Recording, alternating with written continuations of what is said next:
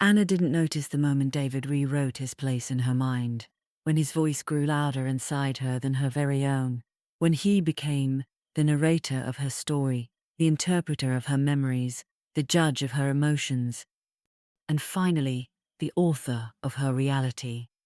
It happened quietly, not in arguments, not in chaos, but in the tiny pauses between thoughts, the split second where a person normally checks in with themselves.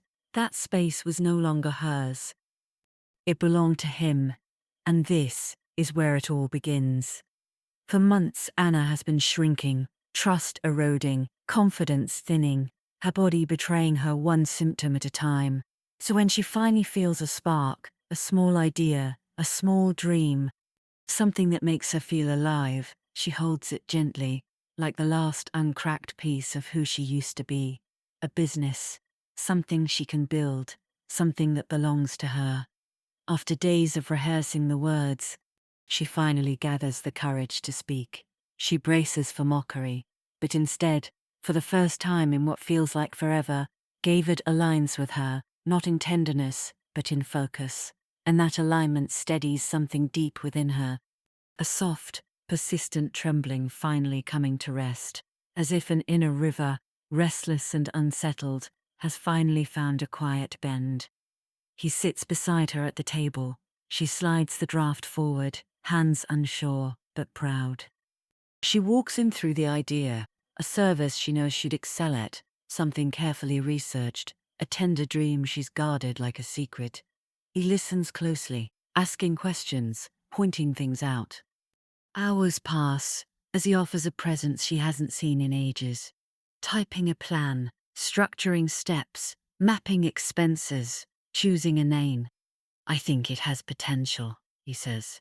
And suddenly, something long dormant stirs inside her, not loudly, but unmistakably. A subtle awakening she hasn't felt in months begins to take shape. She feels capable, intelligent, creative, alive.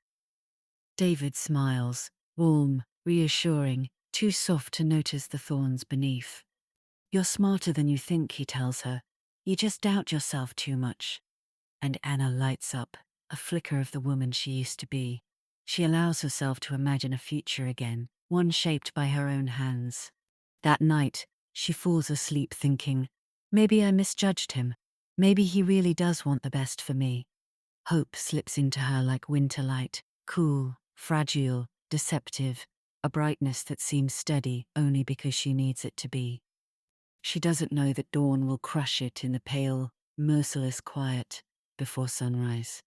The next day, morning light spills into the room, but nothing about David feels illuminated. He sits still, almost motionless, as if waiting for her to make the mistake of speaking. The air feels colder, sharper, like the warmth from last night never existed. David doesn't look up when she enters, doesn't acknowledge her at all. He doesn't even pretend. When he finally exhales, it's not a sigh, it's a warning. A sharp, contemptuous sound that slices straight through her. What's wrong? She asks softly. Anna, I don't know what you were thinking with that business idea. Her stomach drops. Last night rushes through her mind, like a movie suddenly cut mid-scene. But you said, Anna, he interrupts, voice flat as cold metal. I said it felt promising. I didn't say it actually made sense. It's unrealistic. It won't work. The words hit like stones. But we worked on it together, she whispers. Yeah, he says, and now that I've looked at it again, it's ridiculous.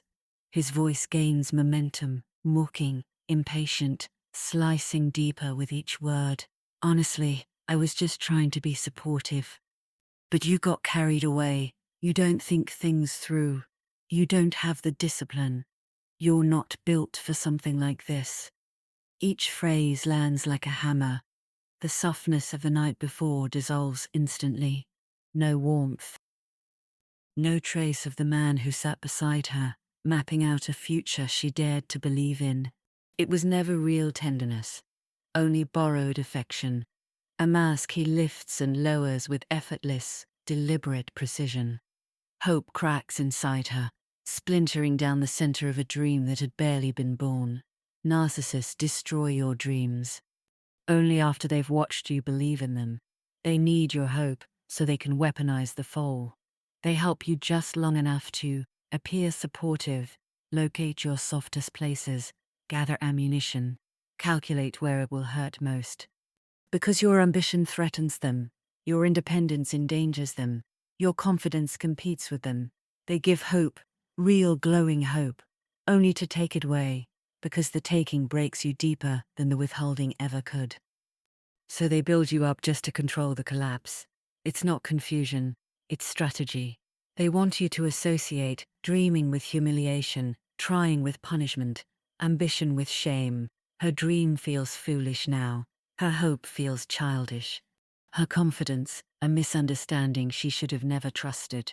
She gathers the papers from the table with trembling hands, the business name she loved, the logo she doodled, the notes she wrote, the future she allowed herself to imagine.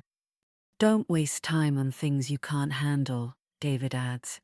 And something in her gives way, right there, in the pause between his words.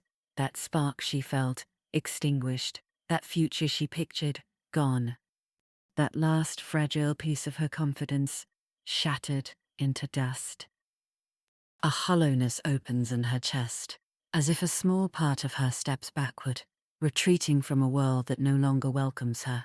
Something inside her breaks, inward, silent, invisible, irreversible. By afternoon, the entire folder is in the trash. Not because the idea was flawed, not because she lacked skill, not because she couldn't succeed, but because gaslighting teaches you to distrust anything that comes from within. You don't just doubt your choices, you doubt your judgment, your capability, your instincts, your voice, your worth. Everything, every part of you becomes suspicious. Every inner whisper feels dangerous. Every dream turns into a risk you're afraid to take. The collapse isn't loud, but it is complete. A narcissist cannot allow you to succeed because success makes you harder to control.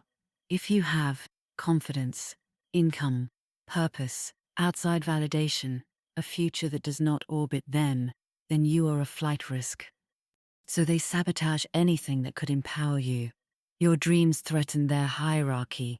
Your talent threatens their superiority. Your autonomy threatens their stability. So they do the one thing guaranteed to break you. They dim the part of you that believed you could stand on your own. Anna stops trying after that.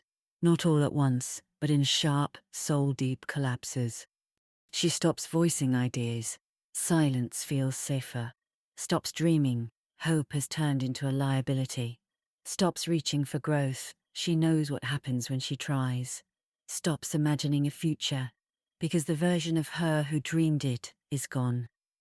This is what breaking looks like when no one sees it happen. Even tiny decisions, what to eat, what to wear, when to rest, become dangerous terrain. Every choice carries the risk of being wrong. She no longer asks, "What do I want?" She asks, "What will keep him calm?" Her world doesn't vanish overnight.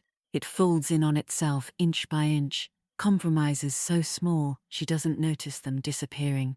Because now, she hears David's voice inside her. Long before he ever speaks aloud, she reaches for an idea and hears his criticism first. She feels a flicker of excitement and hears his mockery before the feeling forms. She senses discomfort and hears his dismissal before she can name the pain. This is the moment gaslighting stops being manipulation. It becomes occupation, a slow colonizing of her inner world, until her thoughts are no longer her own.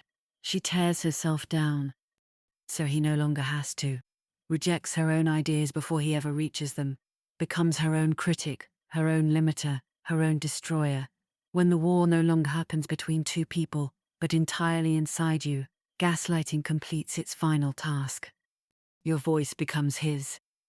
Weeks later, Anna passes a small office for rent, the kind she once pictured herself working in, the kind she used to sketch in the margins of notebooks, a space that once carried the outline of her future.